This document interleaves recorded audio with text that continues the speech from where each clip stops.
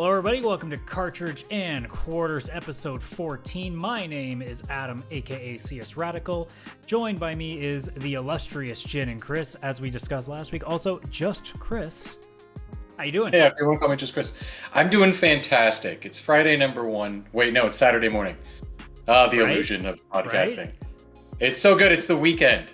I was so excited at first because it was almost the weekend, but now I've realized it's actually Saturday morning, so I'm more excited that it is the weekend. Yeah, you gotta pretend that it's the day that this episode is released on.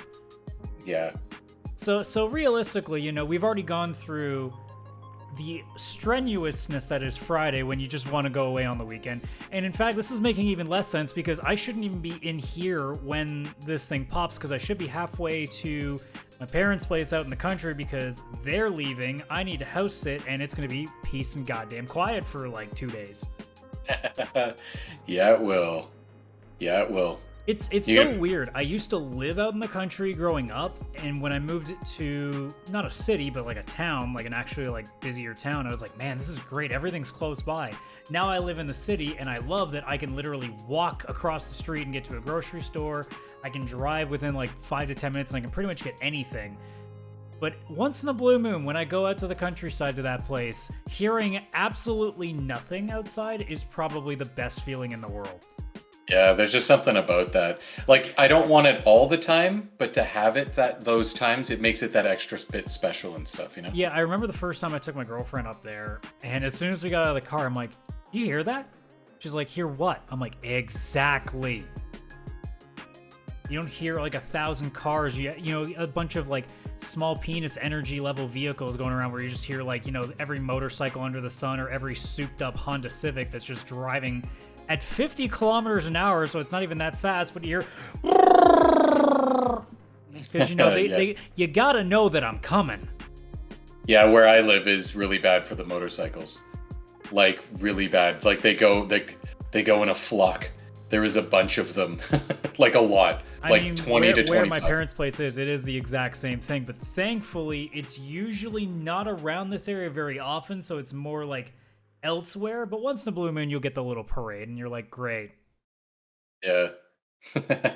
Motorcycles. Thankfully the property is a little further away from the road, whereas I live next to a road and in between two apartment buildings, so it's a goddamn echo chamber in it, so it really accentuates the sound. Yeah, I live near the one and only main road of the town I live in, and it's also kind of a highway. It's a bit of everything, so it doesn't matter. You can't escape it. No matter what's going by, that's what you hear. Yeah, no amount of noise-canceling headphones and just massive, high-volumed gaming energy is going to change the fact that you're going to hear, you know, that South Park. Yeah, exactly. So good. But otherwise, anything interesting you've been up to in terms of game-wise? Like I always said, like, I did that Quiet Man stream on Monday, which was just a nightmare, and I got to watch a lot of it. It was a good experience because it told me to never play that game, so good. I'm glad I got that solved. Yeah, like I can't lie, watching that, I don't know if it was because of your commentary or the girl who was running it, but I actually wanted to try the game, even though it doesn't seem great. There are a few people that have bought it in the community that we're both a part of because of that stream, because they're like, look, it's $3. I have to try this. Yeah, exactly. Like, I just want to try it. If it was 20, no, I'm out. Like, there's no way. But the fact that it's so cheap, it's like, maybe I do want to try it. And then I can just knock it out real quick, and it's like I defeated something in my backlog. But to answer your question, if I've been up to anything lately, I actually played a retro game lately that I had never played before in my life. And it's a very popular / famous one. Being BanjoKazooie. I'd never played that game for even a moment in my entire life. I never bought it on N64, even though I loved 3D platformers. I never got around to that one or BanjoTooie. The closest I got to a 3D platformer rare game was Donkey Kong 64, and I definitely didn't beat that. So I don't know why I didn't get it, but it's on Game Pass, and it's very faithful to the original N64 version. Just now you have 2 joysticks instead of the stupid N64 controller, and widescreen support, and obviously the graphics are 4K and 60 FPS and whatnot, but I actually played through and beat that game, and I can't lie. I see exactly what all the hype was back in 1998 or whenever the heck that would have come out. Yeah, I mean, I've never played it myself, but again, that's also the case of like, as a kid, you can't really just buy every game you want, so you just try certain things here and there. This That is is just one true. of the ones that kind of missed the boat on. And I mean, there's rumors going around that there's a new one coming, so who knows? Maybe we're gonna get that kind of experience soon. So, hard to say, but it definitely still looks like, the games that a lot of people grew up with when you talk about like Crash and Spyro and Mario and Oh Donkey yeah. Kong 64. Like a lot of those like third person platformers with a bit of a collectible like guide to it. So, Yeah. Oh, it's not a bit. It is a collectible nightmare. But like in a good way, I guess. I don't know. It's hard to describe. There's only 9 levels, but each level has 100 music notes plus 10 puzzle pieces plus 5. I don't even know what the heck they're called, like jingies or something or jiggies. These little creatures. They look like troll dolls with no hair. I don't know what to call them. Like there's just so many collectibles for each level, but like you walk in and you start seeing them immediately, and you're like, well, I have to collect all the things. I want it. I will admit the game now, modern times, certain things with like the camera control and stuff, holy fuck, frustrating. Oh my god. There'd be times I jump to go to another platform and you just can't even see where you are. A platform from above is there and there's no amount of moving the camera to see where the hell you are, and then you just fall and miss where you were trying to go and then fall to your death. And you're like, oh, but thank goodness the game is pretty generous with like even if you get a game over, you're just all the way to the start of the castle and have to walk to the level you were at. It's like Mario 64. There's like paintings. You don't jump in the painting. You unlock a door, and then that door goes to the level. You can walk just to the level you were at, and you just try it again with your 5 or 6 lives. Yeah, definitely a fun game. I'm glad I played through it, but I'm glad also it's over because of some of the frustrations. But I definitely want to try now BanjoKazooie, which is also on Game Pass. yeah, and I mean, I think it was 360 where they had like they tried to do a sequel. I think it was Nuts and Bolts. I have seen gameplay of that. That looks awful. I Yeah, can that's kind understand of why what people don't like I it. remember that it wasn't too well received, I don't think. Now it had like a car driving mechanic and stuff. It Well, just yeah, that does. was what everything was back then. I mean, don't you remember Yes. E3s from Microsoft? There was guaranteed a car every year. Yeah. It was ridiculous. Like for these two characters to have a car. It's like a fantasy world where there's a witch, the sister's taken, and then it's you and your bird girlfriend, I think, are going to save the sister, and it's all based on like that kind of stuff, right? So as soon as there was a car and like nuts and bolts and stuff, it's like what is happening? This is a Mhm. bear in like a fantasy land. Like, come on, what's happening? Yeah, it's just a lot of times games they really tried to do something different, and a lot of times like you really should just stick to what works. Yeah. Like we've obviously talked about this with Sonic games, for example, but like a lot of Well, companies really try to like they look at Mario, I guess, and see like, oh, we should evolve too. It's like, yeah, but you notice that Mario doesn't evolve that drastically. no, yeah, it's a new power up. That's it. Because like you could do Sonic games with scroller and just add like one more thing. Like you have the speed shoes, but also here's one that lets you jump higher, or Yeah, here's like one where like when you jump, it shoots like fireballs out of it. Like you could just copy board for word Mario does and be fine with it at this point. yeah, like give Sonic different shoes or a different shield. Like Sonic 3, that was the big change. The fire shield, bubble shield, and electric shield. And that was great Yeah, because it's still the same game, just a slight new mechanic that was in there that honestly you could avoid for the most part if you didn't want to use it. yeah. Like when you really think about it, like Sonic, like the more the gimmicks for those newer games was either like small things like the shields, or it was just the levels themselves, like just introducing something that was so much more different. Yeah, yeah. Yeah, like Ice Cap Zone and that kind of stuff. Yeah, Oh, because it was always jeez. like their gimmick was like we have better levels than anyone could ever possibly imagine, Yep. and like just how well constructed they were. And then they were like, let's go 3D, and then the levels just became linear like nightmares. Yeah, they. I've been playing Sonic Lost World, which has like some of its levels are just perfect. Like how did this work so well? And then the next level, you're like, this is the most frustrating piece of crap I've ever played in my life because the controls suck. Like when it breaks hard, where it's like you're going on this tube and you're just gonna go slight left and you die. I've Yeah. lost like 30 lives in a row just trying to complete one level. And it's not like it's good hard where it's like a Donkey Kong Country where it's like, no, that was on me. No, this was just horrible game mechanics Yeah, killing like you the over and physics over. just don't go well with. No. Because that was the problem with a lot of the 3D Sonic games is that they couldn't adjust to the speed that you kind of need for Sonic, which is Yeah. another reason why every time I see footage of Frontiers that it makes me nervous too, because it doesn't look fast, and that's kind of the point of what Sonic is. Yeah. Yeah. Like if you're not going to have the speed, then what are you doing? Like Sonic is fast. if that's the case, then find a different way to do a Sonic game. Don't do a platformer because it's not going to work. Yeah. Yeah. Like if 100%. you want to do a platform so badly for Sonic, like introduce somebody else. Hmm. Yeah. Like Like Knuckles. yeah, Just like use Knuckles Knuckles. would work fine. Yeah. Knuckles would have made a lot more sense in Frontiers because he has a much slower approach and it's all about fighting and stuff. Cool. Do that. Yeah, because I mean, like not even just that game in general. There's so many other franchises have tried to make, especially during console phases or generations, I should say. Like they always try to do something different to really push the boundaries, and so many times it doesn't work because I guess a lot of problems with the industry as a whole is that they try more to adapt based on the era they're in rather than what they're working with. Yeah. Because, like, not every game is going to work with the same changes that other genres are going through. Like, a JRPG is not going to evolve in the same way that a first person shooter will. A sports game is not going to evolve in a newer era than, like, a strategy game will. So Hmm. when certain games try to take on like these big gimmicks, like again, like everybody trying to do open world now, not everything works well for open world. I don't think like a lot of JRPGs that have tried to do the open world thing, and I mean like turn-based JRPGs, when they've tried to do the open world thing, they don't work as well because JRPGs work their best, for example, in the fact that it is a story that is handcrafted for you.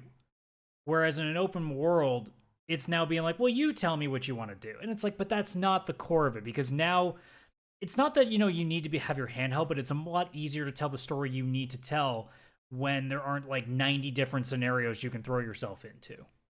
Yeah. Which is funny because turn-based JRPGs had the world map, which was like open world, but like not, right? Yeah, Because it was open, but you had like a place you needed to go to.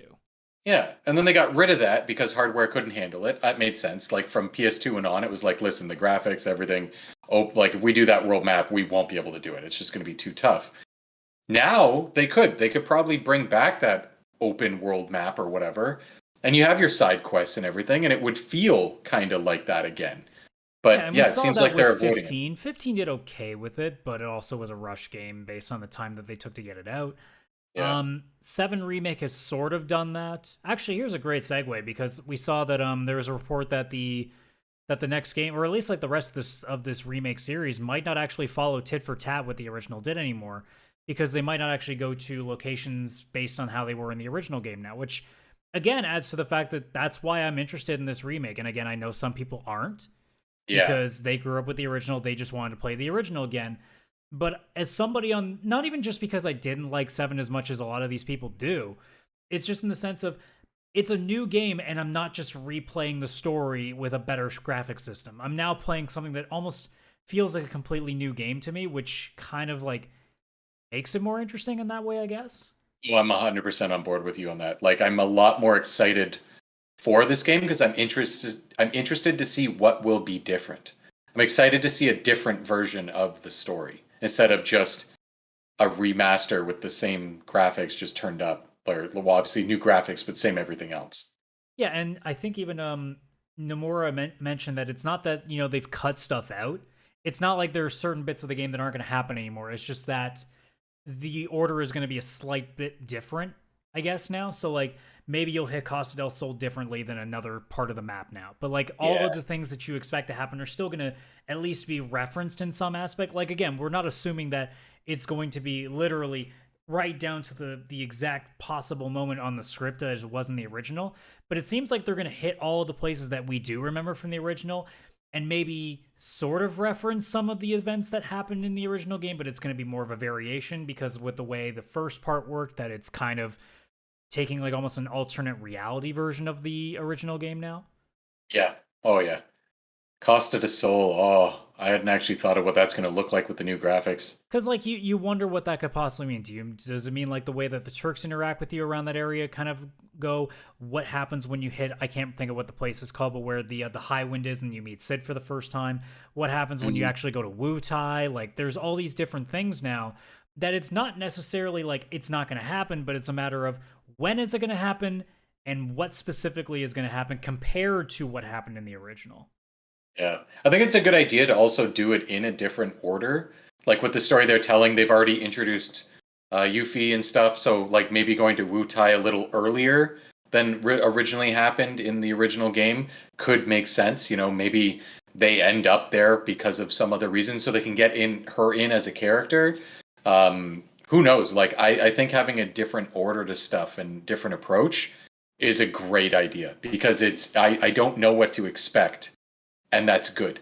Yeah, because it's like now you can even wonder like, oh shit, like are we gonna get Vincent like actually in a much different location? Is Sid gonna be in the same spot that we expect him to? I mean, again, spoiler alert for the original game, but like, is the actual Sephiroth gonna show up before the Northern Crater, or is it just gonna be the specters or like the Genova clones again? Like, Yeah. there's so many weird things. By the way, that's a side note. I didn't know for the longest time that Sephiroth, whenever you see them throughout the entire game, including when Aerith gets killed, is not actually Sephiroth. No, he's in the northern Yeah, crater. it's something that I Like, didn't yeah, catch as a younger kid because I was more just being like, yeah, what's happening to everything? My feelings. Yeah, it was always I guess a clone. Is that what it was? A yeah, it was more Genova like a clone? piece of Genova, really. Yeah, it's crazy. That's the other thing. Like, they really haven't referenced Genova very much in this game so far, so I think that's going to be another key piece of what Rebirth ends up being, which would also make sense given Genova itself. So Yeah. there's definitely an interest there in that. And again, like I've said before, it's a bit for everybody. Like some people may not like this format, and that's cool. Like, but thankfully the original game exists. It's on. I even think it's on the PlayStation Store if you want to play the original Oh, it with. is. So it's not like it isn't there. Unfortunately, though, if you wanted this game but with the original story, that's not what you're going to get. But on the flip side, I think there is. It's I think it's a better way to do it because not only does it mean new players can get introduced to this place and feel like they're getting a whole new experience, but so are the old players that are getting the chance to see the story in a much different light, almost like it's a fan fiction in a way. Yeah, that's a really good point. Fan fiction. That's about how I'm approaching this. Like somebody made a fan remake of the game and changed it. Like it's not even it doesn't feel like a Square project, which I mean is also probably a good thing. Well, I mean, Nomura's behind it, so the fact that they're doing things like alternate reality sort of stuff that kind of falls into his domain anyway. So it's more like Yeah, that is true. Kingdom Hearts storylines got brought to 7. I hope it's not nearly as confusing when we get to the end. Wait till Sora shows up in the second game, then Oh you're going to be no! confused. Wait, This was Is James Woods gonna show up too? yeah, of course Hades shows up. Come No, on, it's, man. no, it's just specifically James Oh, Woods. it's just James Woods. Imagine he is a voice in the second game or something It would be somehow. interesting. It would be funny. That would be funny. But yeah, like I'm okay with the way that things are right now, and we'll be definitely talking about it more as even more information comes out of it. I thought that was just a really interesting thing that was pointed out because again, it lends more to what I've been saying before that I like the fact that now I don't absolutely know tit for tat what's coming anymore. So it's making this game extra interesting to play because now I'm seeing new things as we've seen with like say characters like Kyrie and seeing the expansion of what Biggs, Wedge, and Jesse have become. And then also on top of that, I'm getting to experience the story in completely different ways. So now I'm not automatically going, okay, I know what's coming. Instead, it's like, oh, all right, what could possibly happen now? Like, what else could get changed? And I think that's the Yeah. best part of it is it's now instead of just playing a game like you're watching episode 3 of Star Wars where you basically know most of what's going to happen in this movie, you're now playing through the game and be like, "All right, I know what should be coming. But what else could possibly happen here?" Yeah. Yeah, I like that. I'm so excited for when that comes out. Can't wait to talk about it in 2035 or whatever the hell that's going to be. No. That'll be the seventh part where it starts incorporating Yuffie's granddaughter. It'll be like Final Fantasy IV the after years, but maybe not as bad. Releasing on the PS8. That's adorable. What? That they're gonna keep making PlayStations? Haven't you heard? Consoles are going to be dead soon, as they've said, like for 3 generations. Yeah. Oh yeah, they're so dead. That's why I have every single one of them. Right? Well, we were mentioning other things coming out. There was a rumor coming. Okay, English. There was a rumor of things coming out soon. The Italian PlayStation blog might have accidentally revealed a few things that might be getting added to premium, which I hope is true because I need to know that stuff is getting added on a regular basis. So this would help not Yeah. like diffuse my hatred of PlayStation Premium right now, but at the very least calm it down a bit and be like, Yeah. all right, so maybe in 12 months it might not be garbage. All right, good to know. But Yeah. there was a very small list, but like just 3 games from what I can see here. One of them isn't really retro. It's Soul Calibur Broken Destiny, which was on PSP, which for those who don't remember, Kratos from God of War was included into that. But the other two of note was Ridge Racer 2 and Dino Crisis, which obviously, Chris, you have a big affinity for. Yeah. Oh yeah. Dino Crisis. I want to play that. That might be one I actually play because there's no official way to do that. Yeah, right I now. might even do it too because I've never played the original. Ah, you should. It's good. It's- I hope it's still good. Yeah, I mean it's a game that looks like what Resident Evil games did back in the day, which means it's probably going to be a bit of a struggle in terms of controlling because again that camera is always not the greatest. Oh yeah. But I mean like as I was saying earlier, it's just the fact that I want to see games coming out on a consistent basis for this entire subscription because Extra, as we've seen, is adding Stray Day One, also Final Fantasy VII remake and integrate in for the PS5 version, and I think Avengers is coming out in a bunch of Assassin's Creed games, and like I think Every Assassin's Creed game, like So, every like- single one. but like things are already coming out for it, and the fact that we haven't heard anything for premium other than this rumor is not lending itself much better to the arguments that we made at the beginning, which was why are we paying money for this when there's nothing in it? Yeah, like Extra so far, I'm on board. I like it. I think I'm gonna keep it. I mean, it'll depend over how the next Yeah, year as it goes. stands right now, I'm happy with it, and it seems to be doing at Yeah. least enough to be like, all right, it's a couple extra bucks, fine, I can put up with that. Yeah, but Because like, premium, it's they're not gonna have it's to not keep affecting the free games either. It seems No, because the free games seem to be still great on the monthly basis. because that might be the advantage that they have. They might not add nearly as much onto extra as say Game Pass will, but they'll also still have the freebies that they have are really really good because anytime you look at what's up for games with gold, no offense to most of these indie games, but like no one's heard of them. Yeah, Like every And- time we or see the they're list of like old. 4 games, we look at them and be like, I don't know what 3 of you are, and I certainly am not going to play the 4th because that is like a 10-year-old game that isn't even that good. yeah. It seems like they definitely did get a lot of older games. Like they were. I mean, I know they're stopping this in October, but 2 out of 4 of the games were always 360.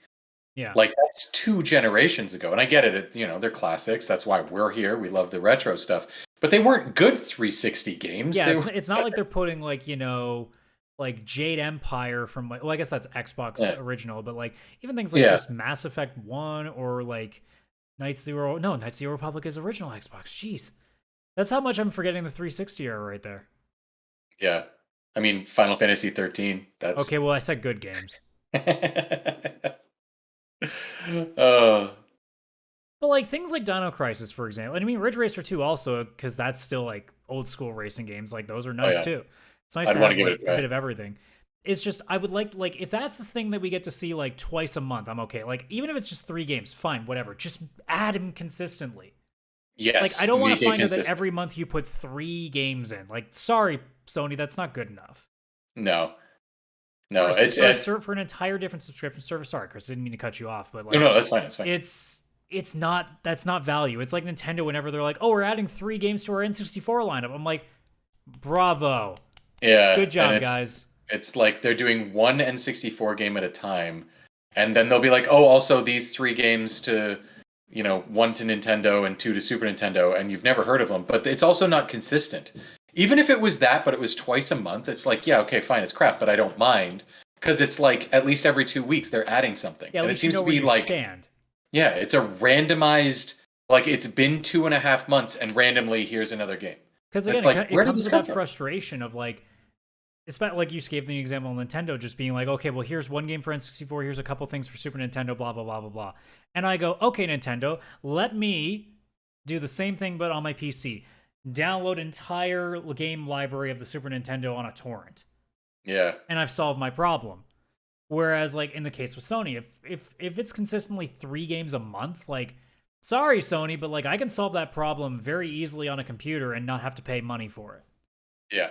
And I know that that's illegal, but, you know, it's again that scenario of, I want to give you money for it, but you're also not providing it. Yeah. It's that conversation that we've been talking about when it came to what Ubisoft was doing with the old Assassin's Creed games. And I can't remember, I think it was VG247 that did an article that just basically said, in a nutshell, what we've been saying for the last couple weeks on both of these shows, that if you're not going to do anything with these properties, you must be okay with them being abandonware. Yes. Yep.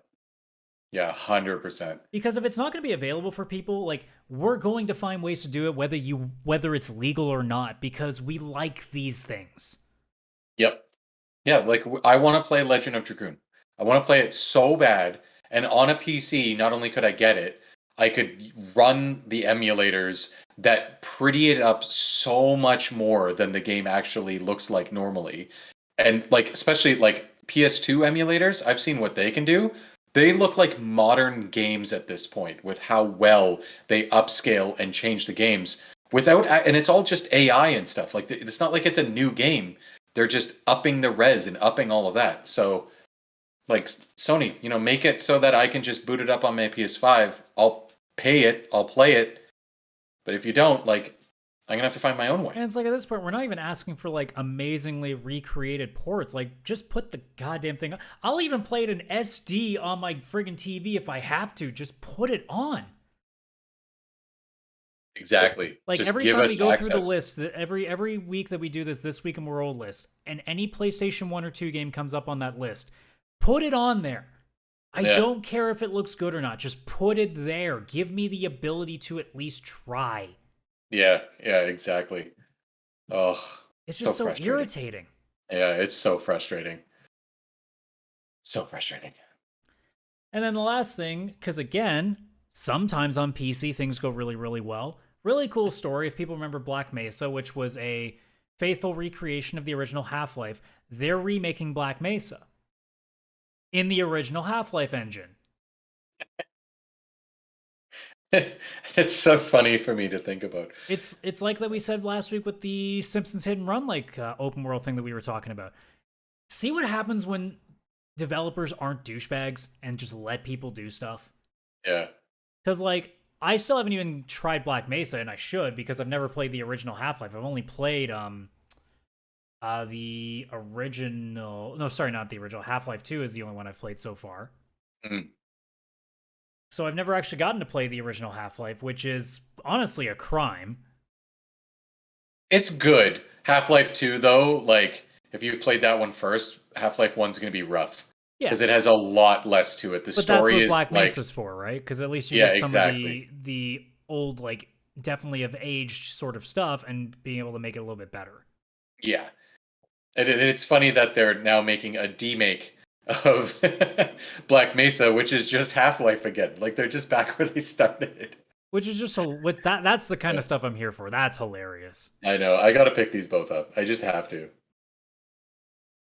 And I mean, again, like, it's like we said, if you let fans do stuff, like, some really cool stuff can happen, and it also opens the door, like, for you to try other things. Like, if obviously Valve wanted to, I mean, it's pretty obvious that there is a market for Half-Life 3, even without the knowledge of fan remakes and stuff.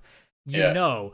But in case you somehow don't, I mean, we've seen with, again, like the Simpsons Hit and Run story that we talked about last week, that there is such a vibrant market that wants to play these games. Yeah. And if developers would just stay out of the fucking way sometimes and let these things happen, especially if they're not charging any money for it. Yeah. Just let them do it. You'll see how it actually gets a lot of attention, and you can go, well, it seems like people are interested in this. Why don't we start working on a small, like, remake, like a remaster of it, or maybe even look at maybe getting a whole new game going. And all of a sudden you put that up at an E3 event or some sort of, whether it's a Microsoft or Sony thing or even a Nintendo playground or whatever stream they're doing. And all Oh of a yeah, sudden people are like, holy shit, that's back? yeah, yeah. The Valve one's interesting because not only did Valve approve of them making Black Mesa, they were like, "Hey, why don't you charge for it and put it on Steam?" Like what? Like I get Valve gets their 30% cut or whatever, and they probably were like, "We'll make money from that." But like they just gave their property to somebody else to make a cool remake and just let it happen. Well, it's also the argument too that Valve at least looks okay. Well, we're not doing anything with this. We're not going to be No. making this game anytime soon. So screw it. Let's let them do it. In fact, let's also give them a way to get something out of it, so it makes them do the best job of it, so it doesn't make our stuff look bad either. Yeah.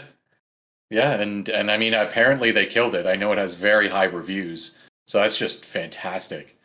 Yeah, absolutely. I mean, again, like in some cases, like the Sonic Mania guys got a job because of that stuff. Because again, the right people, got involved and went, you know what? Why don't we just let them do this? Yeah. Yeah. Like seriously, Square. Let's just pick on you again because I love doing it. Why don't you let a couple of fans make a friggin' old school SNES looking Final Fantasy game? Yeah. I'm not I even talking a guarantee you. remake. Just let them make an old school Super Nintendo game in that engine. Yeah. That would be so good. Oh, I'd buy that instantly, especially if it was fan made because you know they're going to put the love in. Like if somebody wanted to be like, hey, why don't we make like, hey, actually, let's even go one further. Why don't we make like Final Fantasy VIII in that engine? Yeah. Like something like that. Oh, that'd be so cool. But you know what would happen is they get cease and desisted as soon as like a story got written about it, Yep. Oh yeah, which fan is what fiction. happens all the time. It finally gets enough traction. Somebody, usually like Kotaku or somebody, will find it. It gets published. It gets out there in the mainstream, and then all of a sudden you hear like a month later, this has been shut down. Yeah. I hate it. I hate it. It's so stifling, like, because you got to wonder, like, there are a lot of people that want to get into the industry. There's a lot of people that want to get into the art of making games, and sometimes like you don't have original ideas. I know everybody thinks that like they've got the next big thing. Some people just want to learn how to make games, but they don't really have like the creativity to do something on their own. So that's why they take these fan projects. That's why they take something they love, because they know what it looks like, they know what it want it to look like. yeah. It's like not everybody's gonna make these really like. Sorry, I don't mean to offend some of these people if they're ever listening to the show, but the RPG Maker looking games, right? Like I'm sure some of them are really good and well written, but like a lot of them, they look very similar. They're just devoid of the same like couple of ideas. And yeah, I'm sure there's a little bit of creativity there, but you're kind of limiting yourself to that. And in the same vein, you're not going to make an engine from scratch or like use like assets and stuff and try to create it from your own because maybe you don't know how, or you're just not really sure how to do it in the way that you want to do it in your brain. Like sometimes it doesn't go that way. So it's easier to go, hey, I really love X game. Well, I would love to make a game like that. And at some point it goes around to like what this game in Black Mesa turned out to be, which is just, hey, I really love Half-Life 1. I would love to try to make this in like a current day engine. And Yeah. that's what they did. And they did it well.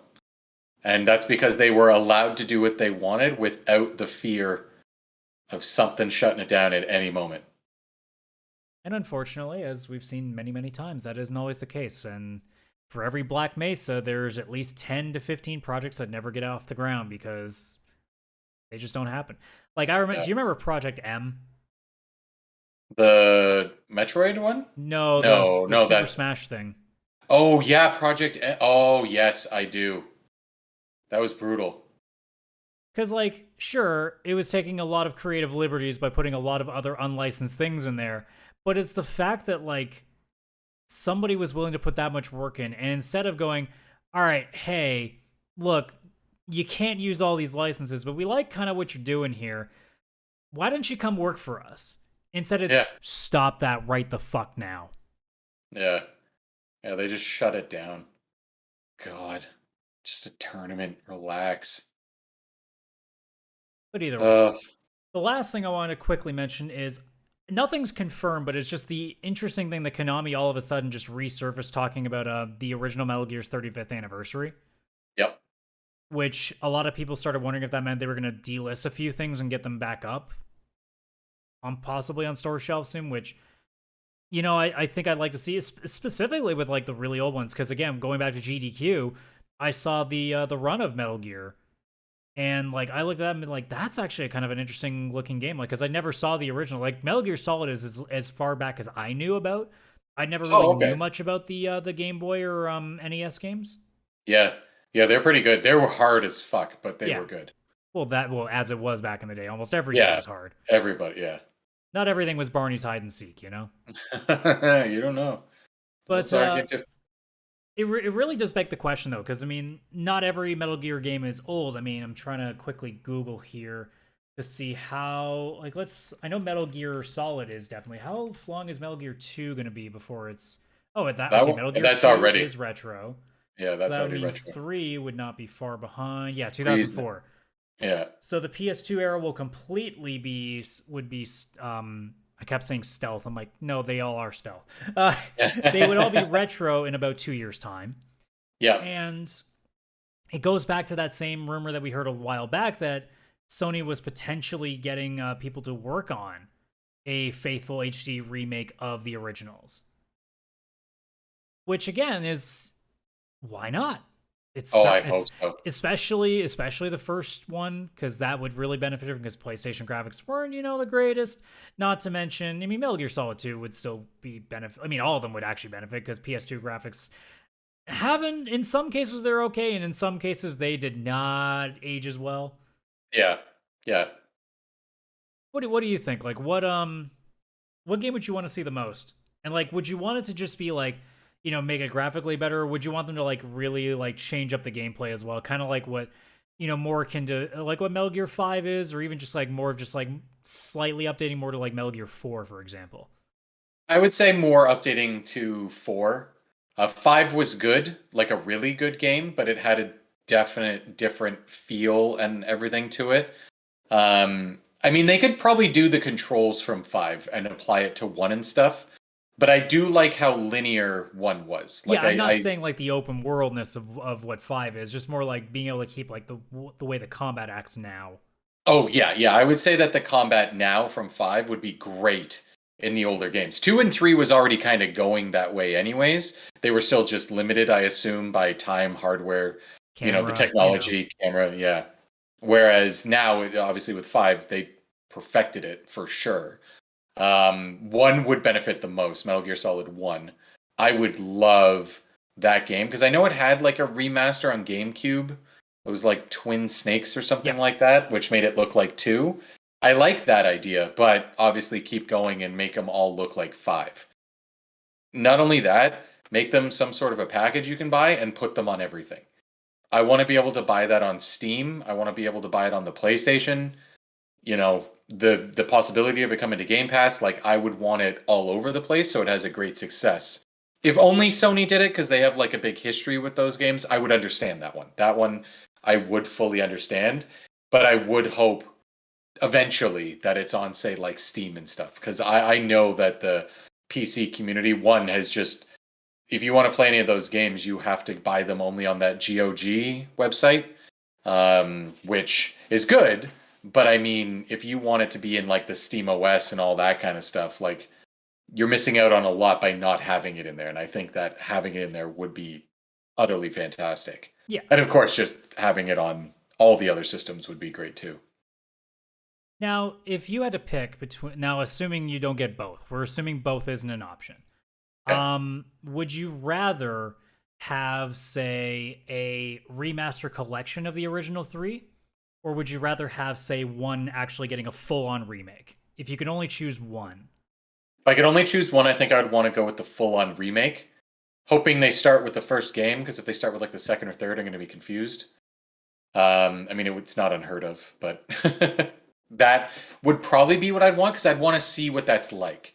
Like the remasters, I would know already what to expect, and I just get to play the same game again, which is nice. But a full-on remake of especially the first Metal Gear Solid, I would be very interested to see what that would be now. Because even just playing that first game and nobody really has a face, it's just this texture on top that doesn't actually move. And I mean, for the time it was great, but to see an actual facial, like like motion capture and all that kind of stuff would be insane to me. I think if I As had long a as choice, I would probably take like like a remastered version of the 3, because like you could probably get that off quicker. Because I oh mean, yeah, a lot of people would be expecting like the highest of quality for a full on remake. So I think this would be the way to like test the waters first, and not to mention like all you got to do is just really like clean it up. Like obviously it would be like almost in a way a remake, because if you properly remaster it, it's going to look way different than what it currently does. But at yeah, the same time, being able to get a few more copies out there, because a lot of people have not played the original 3. So I think getting that out there would be great as well. I mean, if I had a choice, maybe I would still go with the remake first, but I think like as a business decision, especially for Konami, who has obviously been out of the game for a while now because they don't seem to want to make games anymore, this would be a way to do it. It would also be a way to celebrate like the full anniversary stuff. I'd even want to see like almost like a Sega Classics collection version of like what the old Metal Gear games were. I like, because a yeah, lot of people have never even played those at all. Like some people have never played before Metal Gear Solid. yeah. So Oh yeah. Yeah, when people were playing Metal Gear Solid 1 and they were like, wait, what is this previous story? Because it continues right from the first two games into Metal Gear Solid. Like, it's a few years later, but it's like all of the story elements from that, where they're talking about Master Miller and Big Boss and all that stuff. That's from the first two games that were on NES, but I think they're also on, I think the original two games are actually on some um, Japanese PC system. I can't remember what it was, and those actually are different than the NES yeah. ones, and the story is different. And in typical fashion, too, much like many other of the famous Japanese storytellers, the timeline is really complicated. Oh yes, very complicated. But actually, I do agree with you. Yeah, if they could get out like a remastered collection or something, it would be a lot faster. And then I would love to hop into that, because if a remake's going to take 6 years, then no, please give me the remaster, and then you can work on the remake after. Yeah, because you could assume that like if they were actually starting to work on something, or if they have been working on something, this could come out like next year. Whereas like Yeah, a full on remake might take like 3 or 4 more. yeah, yeah, 100%. And if they do any kind of remake or something, they better get David Hayter as the voice again. Yeah, yeah, there is also that. Like, come on. I get it. I mean, Kiefer look, Sutherland, yeah, it it made didn't. sense. It's not like I didn't hate Kiefer Sutherland, but come on, it's Yeah. David freaking Hater. Yeah. The guy helped write the first X-Men movie, people. Come on. All right, Chris, it's that time again. I'm ready. Your favorite time? My favorite. I love this so It's much. It the makes end of me the show, happy. which means it is time to play the usual, not actually game, but sort of a game for our own sanity. This Yeah. week in We're Old, we have a few, and then a lot, and then a few. So, starting from the 10th of July, we got 2 games. This one technically isn't a game, it's a packaging, but it's obviously one that a lot of people will remember if they started out on the PS1. 2001 in North America, we had for the PlayStation 1 Final Fantasy Chronicles, aka the repackaging of Final Fantasy IV and Chrono Trigger, which you want to talk about a good 1-2 package right there. I loved when that came out. I played both of those games immediately. I was at the store the day that came out. Didn't both of them have like a slight alteration in terms of like cutscenes? Didn't Chrono Trigger have like the Akira Toriyama like level almost anime cutscenes to him in that? Yeah. Yeah, they added a whole bunch of cutscenes to that one, which was cool. I don't think 4 had anything except an initial Yeah, something. I think it Yeah. was I think when 6 got the PS1 port, they definitely got some extra stuff, but I don't think Yes. 4 got the same treatment. No, 5 and 6 got some CG intro video, and then there was one when you beat the game. Yeah. Yeah. It was pretty cool. And the other one is from 1997, also for the PlayStation 1. Japanese release, though, Armored Core, which was the first in its series. I've never actually played an Armored Core game, but I I've have heard never played it either. from the people that I know who do, they love it, which I guess it's one of those niche products, kind of like what's similar to like, oh my god, what's the friggin', not Hawken, that's a different one. Is it War Thunder? No.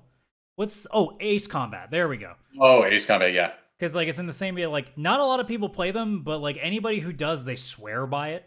Yeah. Because I think so where is Armor Core at? I think 5. I think is how many they've gotten, if I'm not mistaken. Maybe I remember 6? seeing. No, I think it's 5. 5 sounds right. Armored Core. Yep, we are up to 5. That was of 2012, so it's been quiet for a while. That is quiet for a while. I mean, again, like most people probably don't recognize the name as much, so it makes sense. Who even published these? Was it? It was Bandai Namco. Okay. Oh, and From Software. That would make sense why they're not doing them anymore. They're like, oh, we found this other idea that people love. Yeah, they seem to be doing just fine with what they're doing now. Yeah, I So I think guess they're that explains a lot. All of a sudden, From Software is like, "Oh yeah, how would you like to play an Armored Core Dark Souls game?" And I'd be like, "Actually, that sounds pretty awesome." yeah, it I'm actually does. I'm up for like a Gundam style like Dark Soulsy game. That sounds awesome, actually. That would be a lot of fun. I would play that for sure. I've still got to get around to playing Demon Souls remake. Obviously, Kalen is having a blast playing Elden Ring, so we'll see eventually when I get around to that how that goes. But that's a Adam much further down the road problem. Yeah, that is not something I'll be doing. I just know I won't enjoy it. It's too hard. And then we hit July 11th. We get a couple of JRPGs here, a couple of legendary JRPGs as well. Both Japanese releases. First one comes in 2002. PlayStation 2 release in Japan, Suikoden 3, aka Ooh, usually considered the best in the that's series. probably the best one.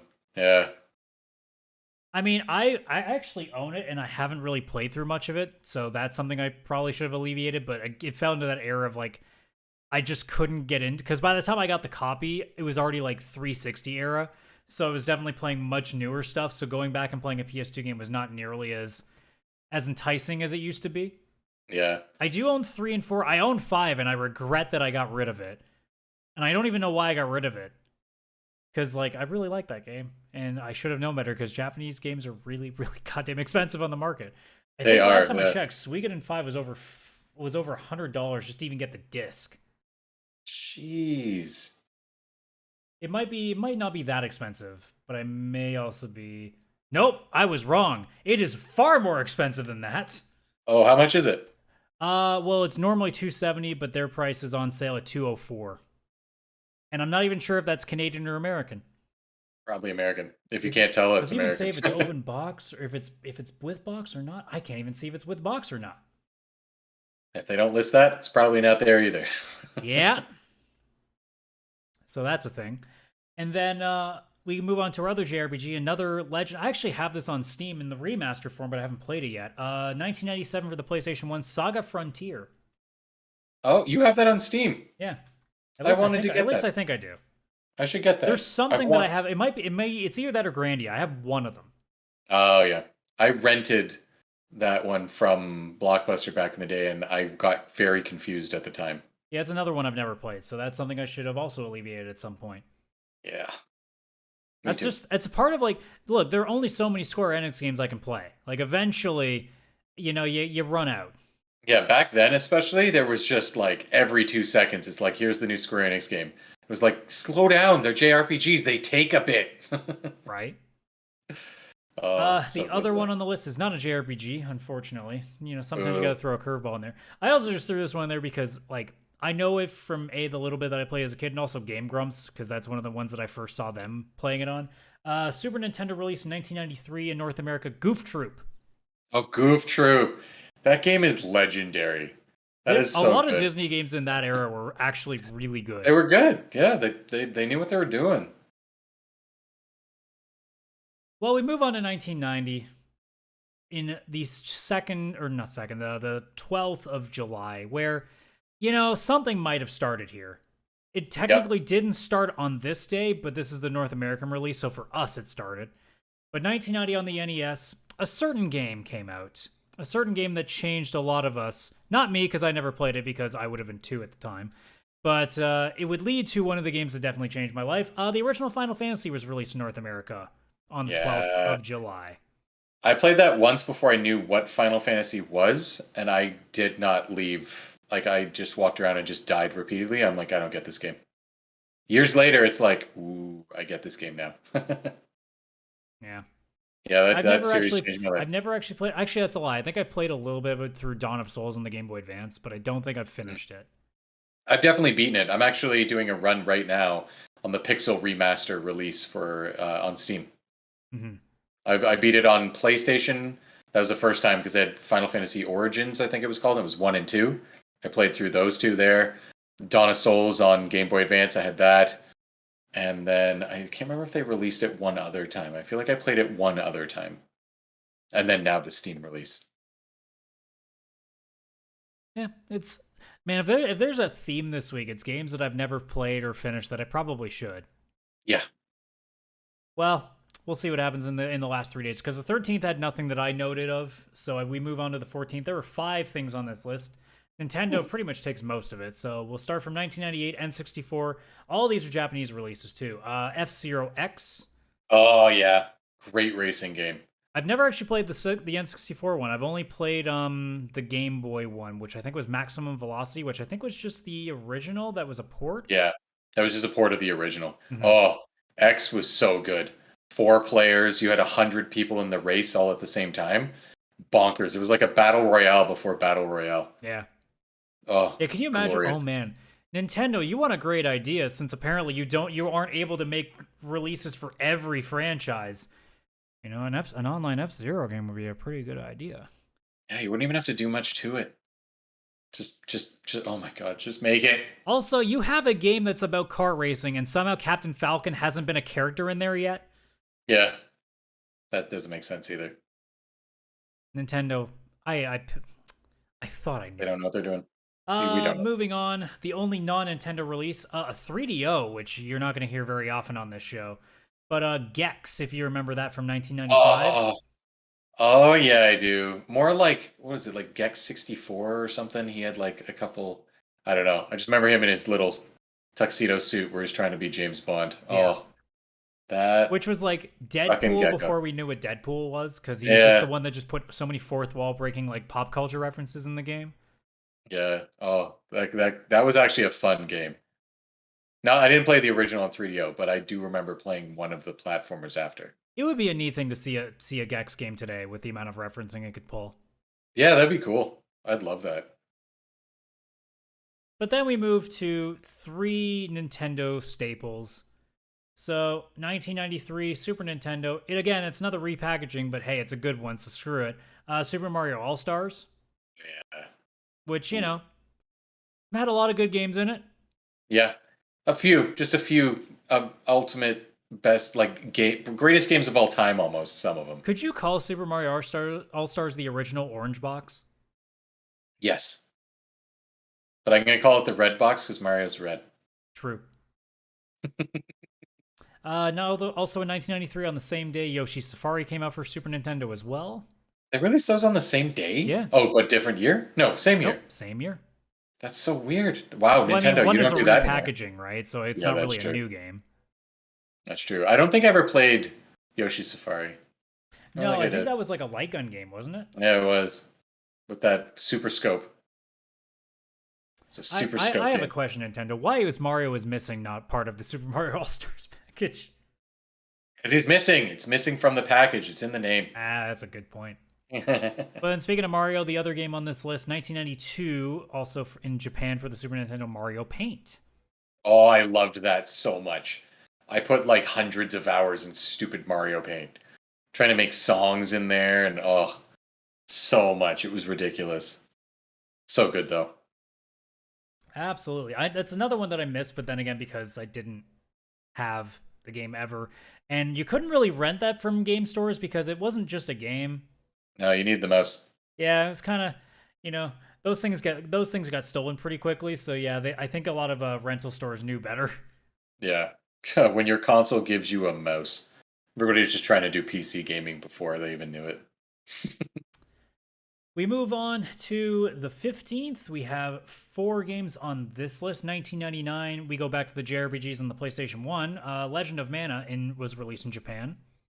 One I have not played, somehow. Yeah, that's probably one of the Mana games I think a lot of people have missed. Yeah. I mean, unless you just don't play any of the new stuff now, in which case, yeah, because most of the Mana games now are not as good as they used to be. 1992, Super Nintendo released in North America, Street Fighter II: The World Warrior, aka, actually the first Street Fighter game that people remember. Yeah. Oh, World Warrior. I can't. Oh, so And many that editions. didn't even have the bosses unlocked yet, so you didn't even get to play as Balrog, Vega, Bison, or Sabat. That's ridiculous. Freaking DLC before DLC. It's crazy to think about when you really think about it, eh? Like, playing that game and then all of a sudden Super Street Fighter comes out and there or Street Fighter 2 Turbo or whatever it was that unlocked those things, and you're like, what? I can Yeah. play as Bison? I'll just go buy it again. It's fine. Yeah. Otherwise, we Oh, go all the way down to 1983 as both Donkey Kong and Donkey Kong Jr. were released on NES in Japan. oh, that makes sense. Because I think those were both like well into their arcade life cycles. So once the Yeah. NES came out, it was just an easy port at that point. Yeah, they just ported it over. Those games were a lot of fun. Repetitive, but fun. Yeah, I mean, it's like when you play a lot of games on like a Game & Watch mix or like those Tiger Electronics games. Yeah. The old handhelds. Oh That you yeah. gotta like that you would play in the car for 5 minutes until you realize this game sucks. Yeah. It was just simply for 5 minutes. As a fun side note, you would be surprised how many games were ported on those Tiger Electronics. There's an NBA Jam one, for example. I had one that was a watch and it was a Sonic game. But he moved automatically and there was one button which made you jump. And all it was is when you saw something coming on the screen, press the button and you jump. But it was Yeah. a watch. So I was just sitting there tapping it over and over. God. There were a lot of games that you grew up and was like, man, this is so awesome. And then you saw, oh, I can take this in the car with me. That's so cool. And then you play it and it's just beep, beep, boop, boop, boop, boop, ba-da-da-da. And that's the game. Because you died. Those sounds were spot on. You've been practicing your Tiger Electronics sounds. Right? I spent all of 5 seconds ago on them. Hey, it works. And then we get to the last day, which is today. Actually, totally, really today. It's not Thursday right now. It's actually Saturday, right? Yes. It's the day. It's the 16th I'm so of happy July. it is the weekend. It is the weekend today. I'm so Ladies happy. and gentlemen, the weekend. that. We got 2 games on this list. Neither of them are that crazy. So, maybe you'll remember this first one. 1998, PlayStation 1 in Japan, Brave Fencer Musashi. Yep. Which I remember only as the sequel or the prequel to the game that I saw on PS2 that looked like a Kingdom Hearts offshoot because the way the cover looked. Yeah, Because I'm like, did, oh, actually. that's Sora. Oh, that's not Sora. No, I remember that game coming out because there was a demo that came with it for like Final Fantasy VIII or something, and I specifically got that game to get the demo for Final Fantasy VIII. What, the same reason that I got Unlimited Saga just to see a trailer for 10-2, which I cannot believe I fell for back then? I fell for it too. I never beat Brave Fencer Musashi. I found it hard at parts. I was like, no, this is too hard. Why is this a platformer? Well, the last game on this list was not nearly as hard as we finish off this week in We're Old with a 1997 Super Nintendo released in North America. This is actually also on like PC. It's a good old well, not really educational game, but just like a fun little kids game. Timon and Pumbaa's Jungle Games. I've never played it, but I would right now. Basically, it was just Timon and Pumbaa with a bunch of like ports of games that actually exist, like Puyo Puyo, Pinball, Frogger, stuff like that, but just reskinned. And honestly, Absolutely as a kid, reskinned. I was way into that shit. Oh, I would have been. I'd be into it now. I gotta search Steam after. Now it won't be there. No, just look. Emulators are a thing. I don't care if it's illegal. Sorry. I just it's Super Nintendo Timon and Pumbaa game. Why are you caring so much? But yeah, we're old. So old that that game is 25 years old now. Oh boy. Yeah. So Yeah. I would have been 9 playing that. Oh boy. There you go. You went too deep. The show needs to end now. And it's a good thing too, because we're almost coming up to an hour. So that works out perfectly. So with that being said, on behalf of Chris and myself, thank you so much for checking out this episode of Cartridge Quarters. Hope you guys enjoyed it. If you're coming somehow if you finished this part of the podcast, I'm sorry that you made it this far. If you came from the GDQ stream because I plugged us, geez, thanks for sitting with us. I hope that you still enjoyed this stuff as we ramble on about A, how old we are, and B, how much things used to be good and also hard at the same time. Yeah. Hard, good, great. But otherwise, if you want to check out more of our stuff, the link tree in the bottom right, if you're watching on YouTube, is right there. That gives us everything, including our socials, link to our Discord, where you can find the podcast and every aspect of it, all the stuff you need to know. Otherwise, if you're listening to us on any audio platform, also make sure you are giving us a good old rating if you can, and sharing it with all your friends. Same goes for YouTubers. You better be liking that video and subscribing to this channel if you haven't already. But if you're on audio and you don't know how to find all of our stuff, you can look at our link tree. That is linktree/pixelplaypodcast, linktr.ee/pixelplaypodcast. So, with that being said, one more time for the road. Thank you so much for checking out the show. We will see you next week for episode 15 as we hit a sort of milestone again, because we're in that age that 5s are still kind of important. Yeah. Once we get to 25, it doesn't matter anymore. Then it becomes 10s. Then it goes to 10s. And then we'll work our way to 50s. And then it'll be 100s. And then we'll be like, why are we still doing this show? Yeah. We will. And every episode will still just be Square Enix trashing. Oh, 100%. They've got so much more to screw up on. So we'll see you next week for more of that. Bye-bye for now. Bye.